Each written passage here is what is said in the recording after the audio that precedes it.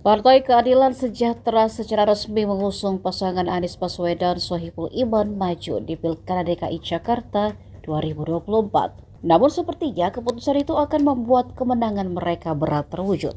Pengamat politik Aljabar Strategik Afriki Kadiago menilai bahwa pasangan Anies dan Sohibul Iman tak menjamin kemenangan. Pasalnya suara pendukung dan PKS akan tinggi tapi tak akan meningkat.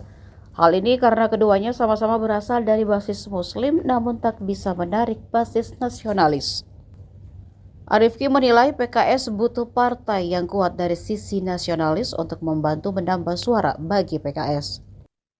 Ya, kalau saya membaca, tentu dalam kepentingan PKS tentu menarik. Tapi hal yang juga akan merugikan bagi Anies adalah karena kan pemilihnya Anies dengan PKS kan sama, Mbak. Ya. Artinya Anies dan PKS itu sama. Artinya dengan Sohibul Iman jadi cawagupnya Anies, itu mungkin hanya memperkokoh dukungan pemilih PKS ke Anies, tapi bukan menambah itu kan. Artinya saya membaca bahwa Anies untuk masuk ke kelompok nasionalis atau kelompok yang lebih tengah, ini akan juga kesulitan ketika misalnya dia memilih wakil dari PKS. Ini yang pertama.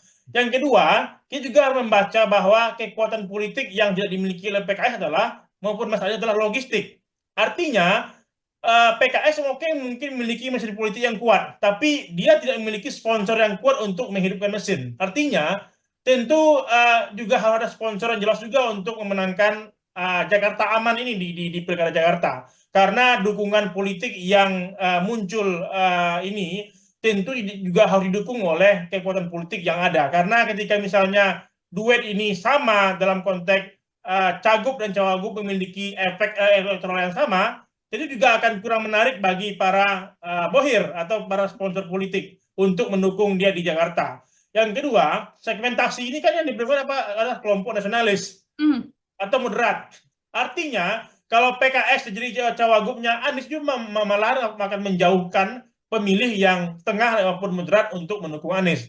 Ketika misalnya ada kelompok atau figur yang juga solid, misalnya Ridwan Kamil atau Ahok, ini juga akan membahayakan bagi Anies meskipun Anies dianggap petahana.